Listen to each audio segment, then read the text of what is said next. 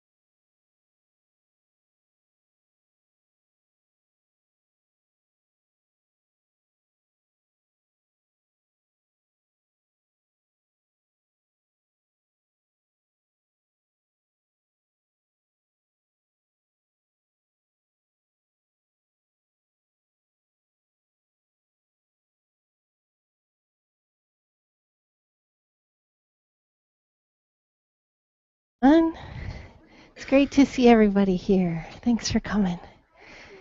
Yeah. Okay, so let's start with a couple of prayers from the White Prayer Book. If you're sitting in the pews, they're off on the end there in case you didn't already get one. So we'll start on the first base sheet, and we'll do Shakyamuni Buddha's mantra 3 times, and we'll do the 4 measurables in English and then in Tibetan. Taya tao mune mune maha munaye soha.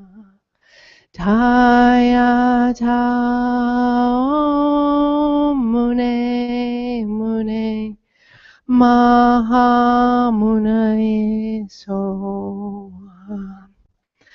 Taya tao mune mune maha munaye soha. May all sentient beings have happiness and the causes of happiness. May all sentient beings be free from suffering and the causes of suffering. May all sentient beings be inseparable from the happiness that is free from suffering. May all sentient beings abide in equanimity, free from attachment for friends and hatred for enemies. Sen chen tam che de wa dan de wei gyu da den par gyur chi dung ya dan du nya gi gyu da dre war gyur chi dung ya me pe de wa da mi dre war gyur chi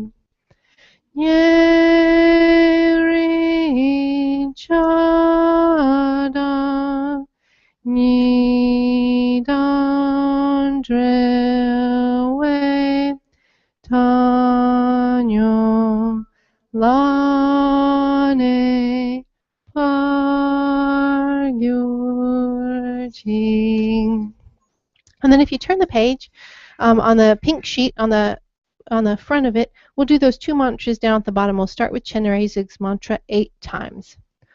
Om mani padme hum. Om mani padme hum. Om mani padme hum. Om mani padme hum. Om mani padme hum. Om mani padme hum. Om mani padme hum. Om mani padme hum. And Green Tar's mantra 7 times. Om tare tu re so ha. Om tare tu re so ha. Om tare tu re so ha. Om tare tu re so ha. Om tare tu re so ha. Om tare tu re so ha. Om tare tu re so ha. Great. So the children are free to go to class. And Aaron, will they be picked up at 11:30, or is there they can till 12:30? Okay.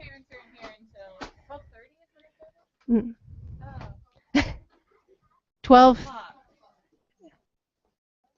The meeting's only half an hour? I thought the meeting was going to be an hour. Well, till whenever the meeting's over, apparently.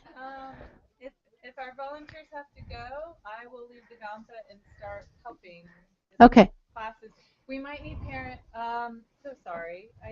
There was an extension of today. I did not. I'm not sure. It's just on the calendar. It said till 12:30. Okay. Parents, if the meeting goes longer than 12:30, we'll need you to start picking up your kids close to 12. So just feel free to sneak out. Some of our volunteers may have other commitments and things like that, and kind of the time we have to the kids. I apologize for that. I'm not sure if it's a mistake at all. We might be done at 12. I'm not. We'll see what unfolds. For those of you who might not know what we're talking about, there will be our annual member meeting is going to start at 11:30. So we'll be wrapping up the Dharma part of today and move right into the meeting. So welcome everyone. Great to see you all here. Okay, great. So 12 or 12:15, we'll be concluding the meeting then. Wonderful. So I always like to start with just a reflection and a rejoicing on how amazing it is that we're actually all here today to talk about this morning. That, you know, so many causes and conditions have come together so that we can be here. You know, we had, of course, that the teachings are even available for us, and then that Lama Zopa Rinpoche and Lama Yeshe created the Foundation for the Preservation of the Mahayana Tradition, the FPMT that we talk about, and then that Don Brown went to India and came back with a crazy idea to start a Dharma center, and then from there, that over time, Lama Zopa Rinpoche suggested that Geshe Gelik be our Geshe here, which he has been for 15 years as resident teacher, and that all of you got up and got dressed and got here somehow today. And I mean, just so many things have come together so that we could be here right now at this minute talking about this. So thank you for coming, and let's rejoice about the preciousness of this that we have today.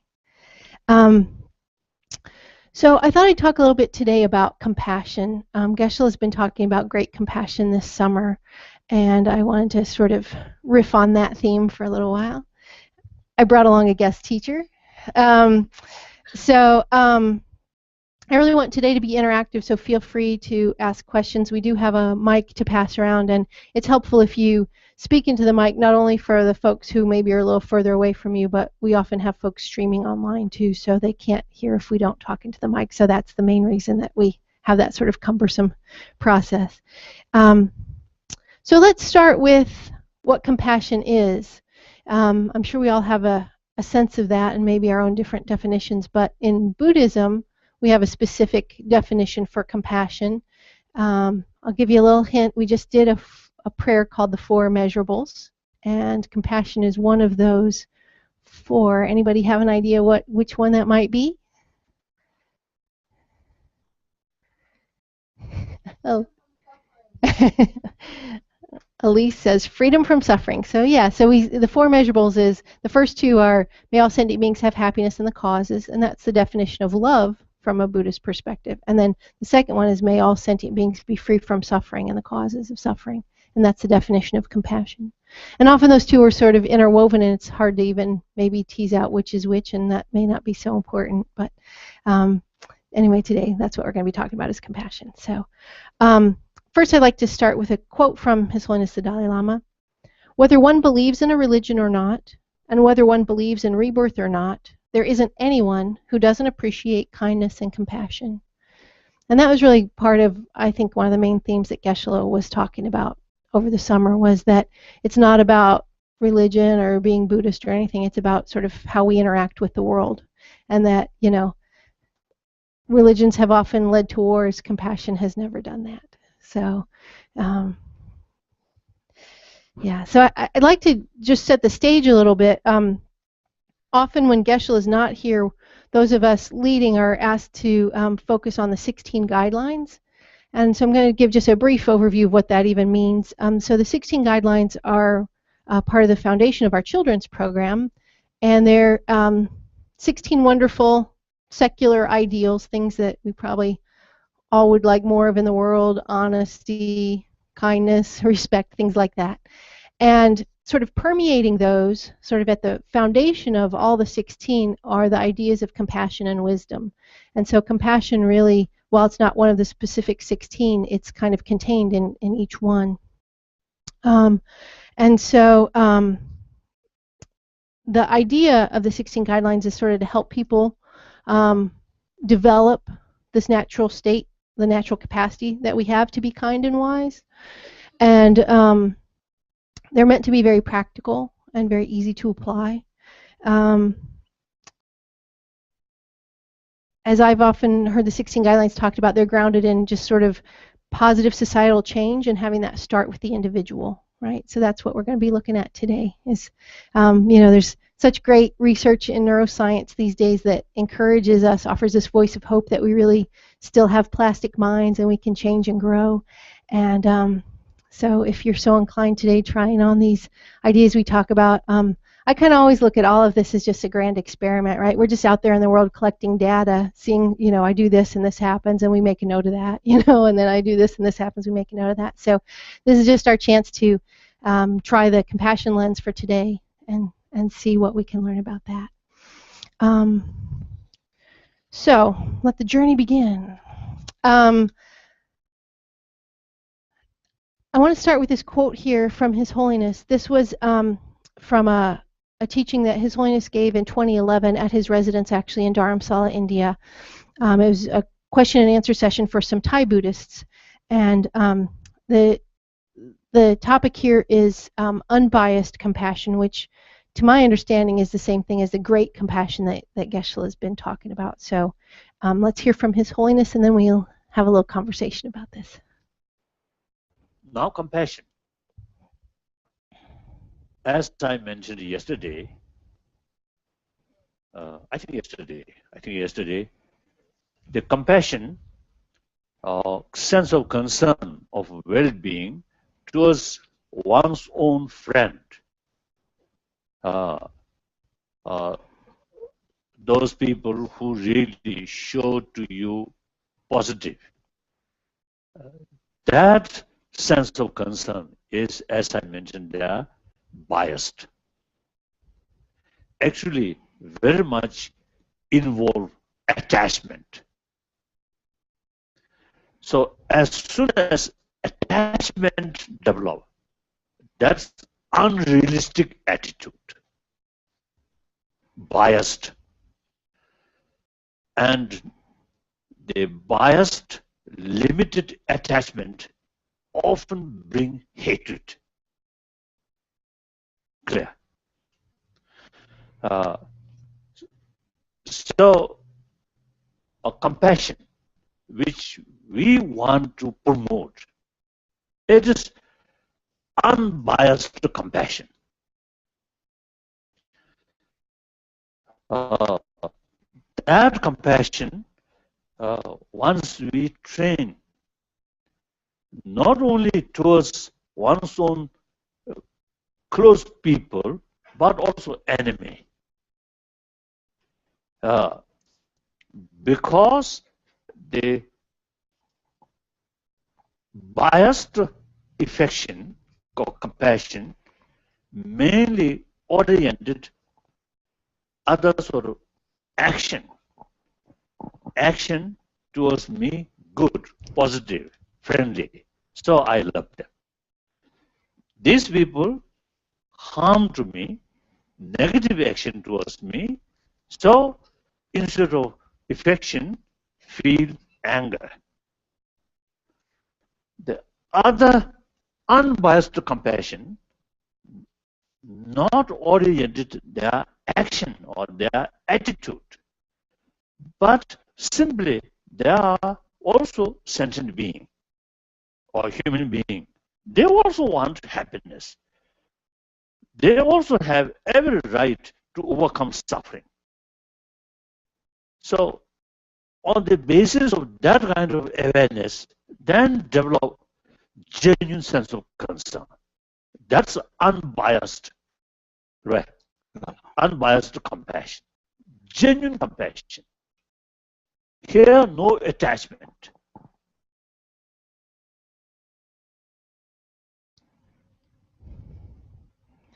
Okay, so one of the things, obviously, that His Holiness says there is that there's biased and unbiased compassion. So just to sort of get us rolling and thinking about this, can somebody say what they think biased compassion is in this case?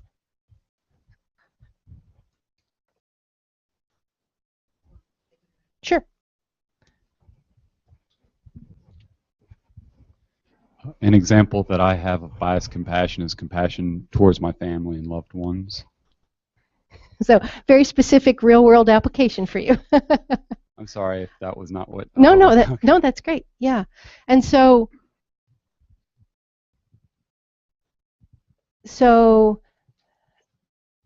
what does it mean to be biased? Like, how does that look different from unbiased? Yeah, Andre. Well, I was going to add to what he was saying, but I can answer your question too, I think, anyway. Yeah. Yeah. One thing, like working in the prisons, you work with these, with these human beings, and like people have attitudes about them, and there are many people who really feel like, yes, everyone else deserves my compassion, everyone else deserves my love, but not these individuals. Mm-hmm. Yeah. So I think, and I think that oftentimes we come with that kind of mindset. We're very selective. Yeah. In who should actually have our love, who should actually have our compassion. We're very, very selective in doing that. And so we have a very biased approach, right? And I think bias would mean that I have a slant towards you, and I have an attitude or feeling towards this person. So maybe there's even two ways to look at the bias. One would be, even for people I like, there might be some bias, strings attached or something. We can flesh that out. But then there are even those who I don't even want to have I don't even want to have biased compassion for some people, right? Is that right? Yeah. Okay. Yeah, anybody else? Yeah, Elise. I think that His Holiness was talking about biased compassion as being associated with attachment. Mm-hmm. And we've learned the definition of attachment as being an exaggeration of the positive qualities. And how do we judge what a positive quality is? It's usually what serves us the best. It's not what serves another person or the world. It serves us the best. So I think that if we have a habit of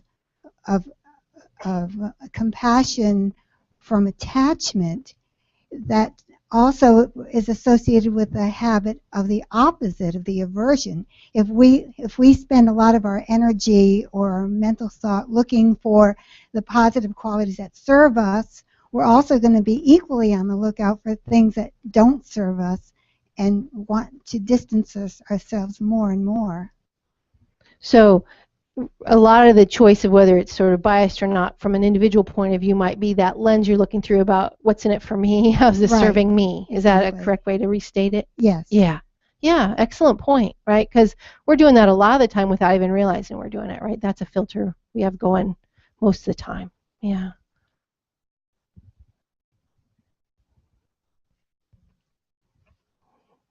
Okay, so so I was really struck. I've seen this little clip a bunch of times now, but the first time I saw it, I was really struck with the idea that when His Holiness says that a biased compassion can bring hatred, that almost seems counterintuitive, right? Compassion bringing hatred, it seems like a contradiction or opposite. Yet when I sat with it, it kind of made some sense to me. Did anybody have that initial reaction when they heard it today? Yeah, Pat. Well, how many people who used to be married to each other and loved each other now hate each other? Yeah. So thin line between love and hate, right? A lot of covers have been done, The Pretenders, and I don't know. I can think of about 4 versions of that song, right? Yeah. So, yeah. I think an example of biased compassion bringing hatred might be that perhaps you feel a great compassion for someone who is a victim of a crime, and therefore you hate the perpetrator of the crime. Yeah, so even with one event, you're going to parse people out into different categories instead of having it be universal to everyone involved. Yeah. Anybody else? Quiet group this morning. Okay. When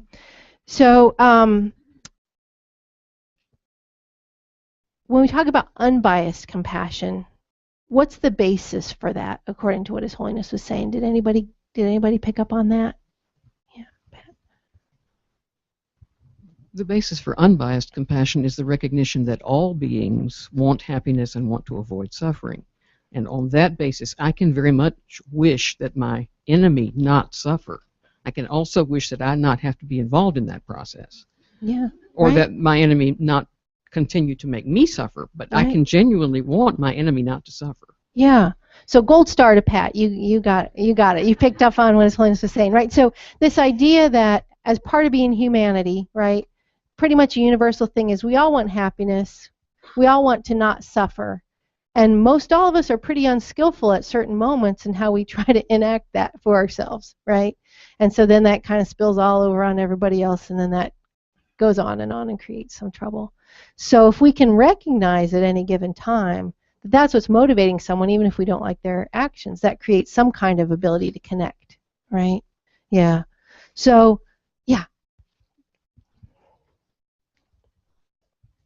It seems to me that even if you recognize that all people want to be happy and all people want to avoid suffering, you're still not going to be able to develop compassion unless you realize that you need to go one step further and somehow realize that they deserve it.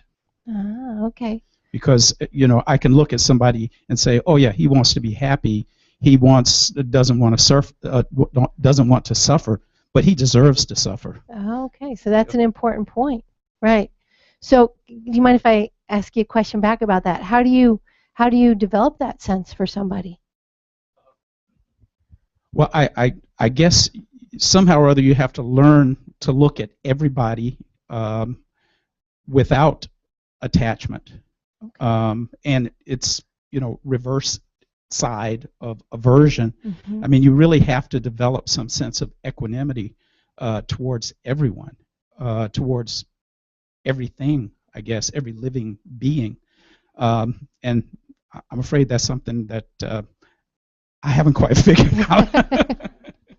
Well, but you're on the road if you recognize that there's some value to developing that. So, yeah.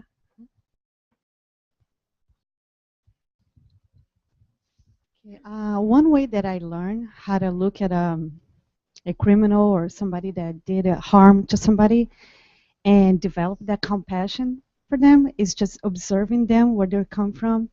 And so a lot of time I see a lot of suffering in their background, with the way they grew up, and a lot of the times their actions is based on what they're suffering. They're trying to purge something that is deep with them.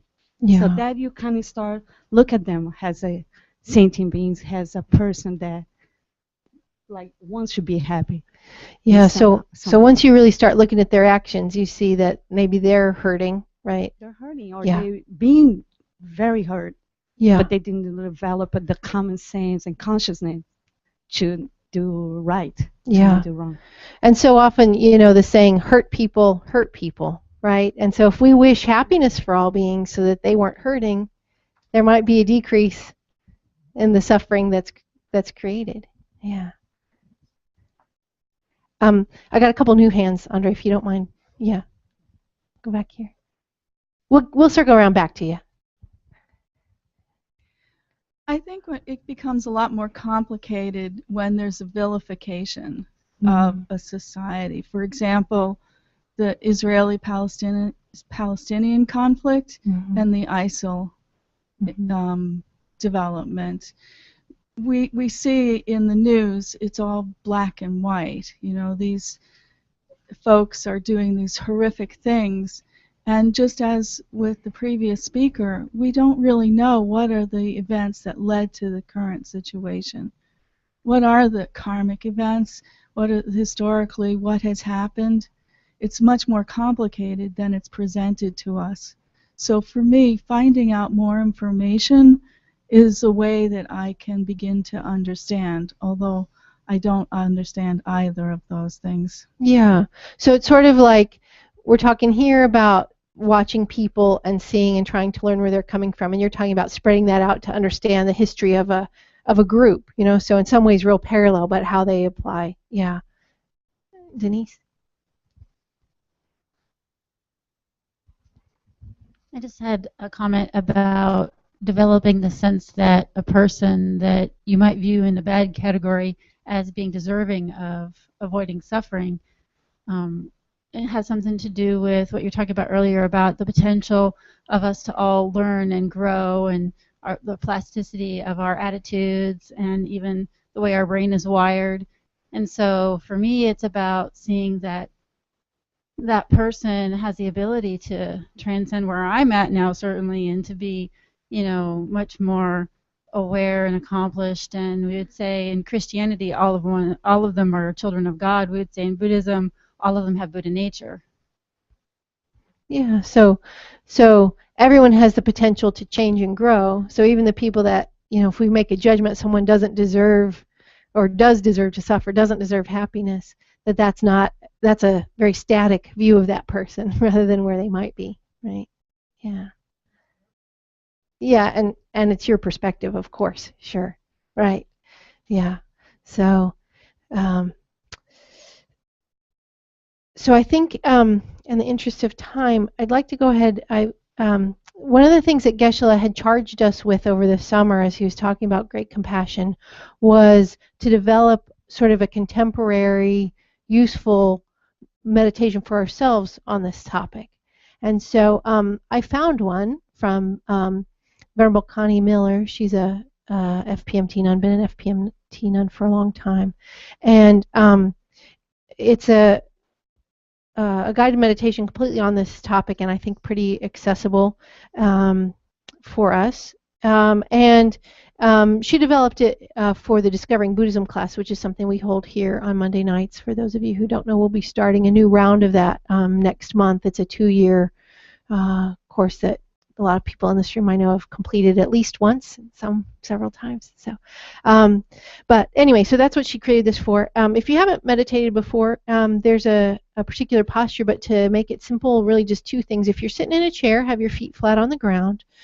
And for everybody, just you want your back to be straight. And so you can either think of it like a stack of coins, or sometimes people talk about like imagining a balloon attached to the top of your head and pulling your back up straight. And I'll read through this, and I myself am not a great meditator, so I promise you we'll keep this under 8 to 10 minutes, maybe even less. And if you're having trouble, the point is not to create aversion and make you want to go screaming off the cushion or out of the room. So just move, if you even need to get up and leave the room or anything. It's the point is to try to keep a good mind while we're doing it. So let's just take a couple of deep breaths to center ourselves.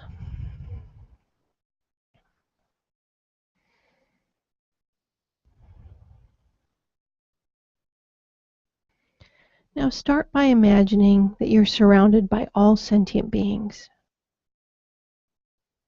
And they're all in the form of human beings. Your father's seated on your right and your mother on your left. Behind you are all your friends and family members, those you're close to.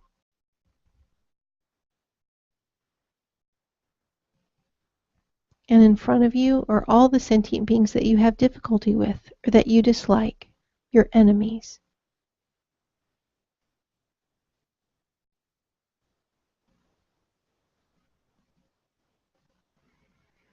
And now surrounding you in all directions, as far as you can see, are all the remaining sentient beings.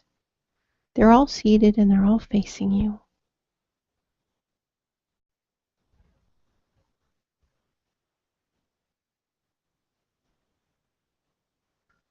Now spend some time thinking of the sufferings of sentient beings. Contemplate the gross level of suffering. These include sufferings of the body, like illness, injury, torture, death, pain, and so on.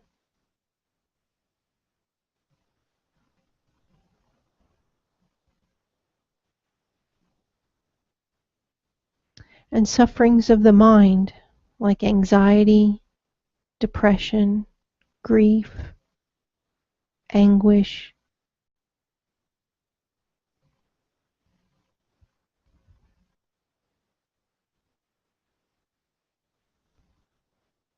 and suffering of the mind's delusions, anger, pride, attachment, jealousy, rage, hatred, obsession, and so on.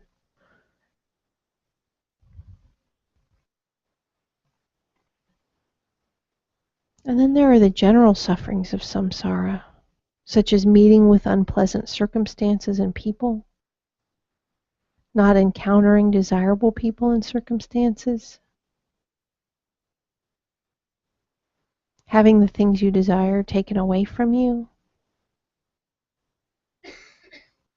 being given things you don't want,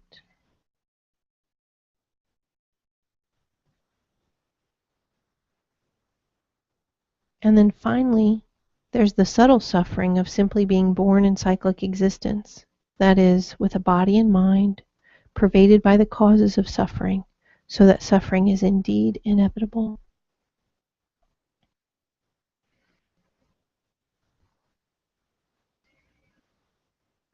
But as you contemplate these sufferings of others, remember at the same time the kindness of sentient beings.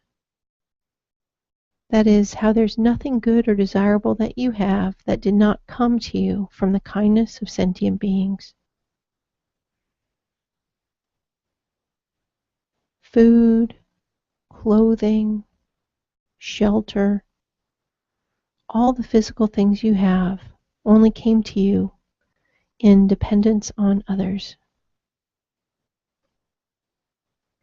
That you're alive is thanks to the kindness of your mother and your family.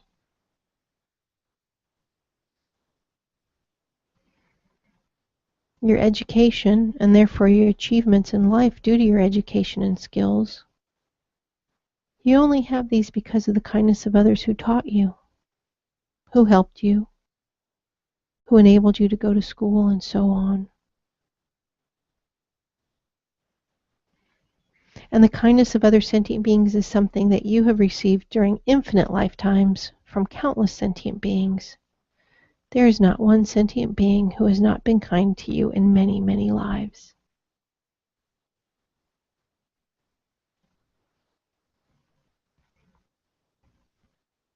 So now think, all sentient beings, including myself, are suffering tremendously. And because of our ignorance, we are forever seeking happiness in our lives, but we are continuously creating the causes of suffering for ourselves and others. Each sentient being has been unspeakably kind to me in all my past lives.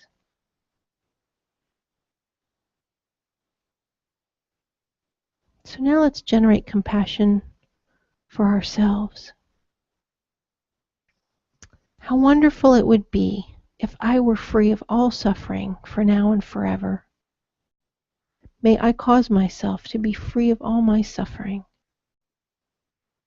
Contemplate this thought strongly in your mind.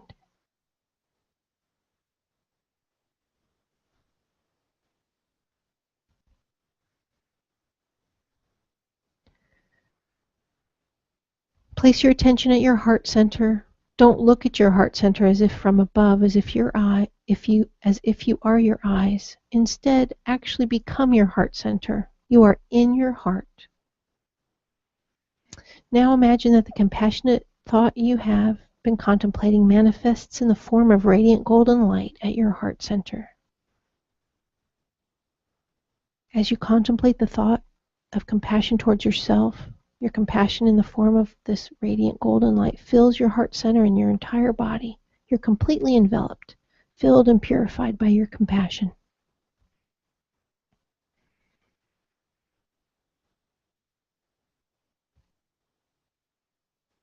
And now generate compassion for all other sentient beings in the same way.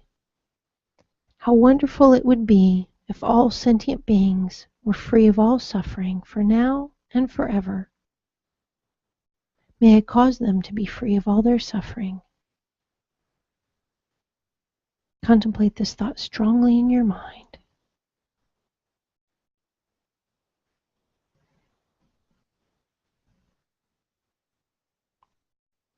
Again, place your attention at your heart center. You are your heart center.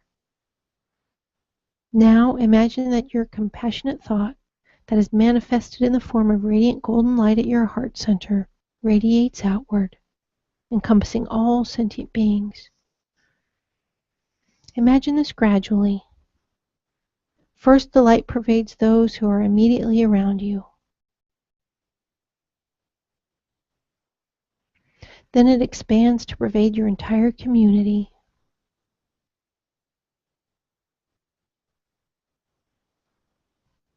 Then your country, your hemisphere, your entire planet,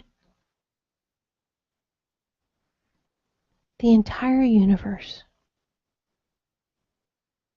All sentient beings in all realms of existence anywhere are completely enveloped by the golden radiating light of your compassion.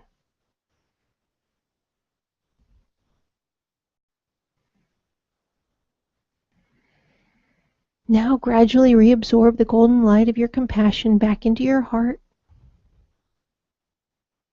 It remains there as a small golden seed, always activated, always alive within you.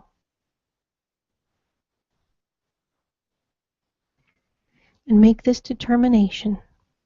May all sentient beings be free of every suffering, both gross and subtle, and may I cause them to be free of all suffering from today forward.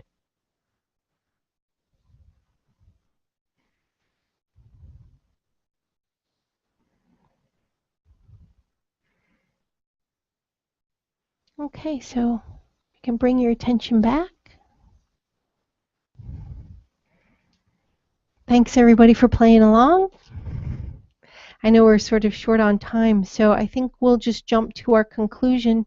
I've shown this video before, but I like to show it every time because it makes me laugh. I hope it does the same for you. So go ahead, Chris.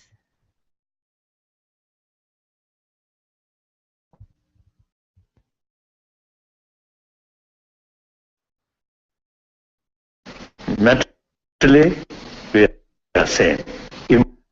Emotionally, we are same.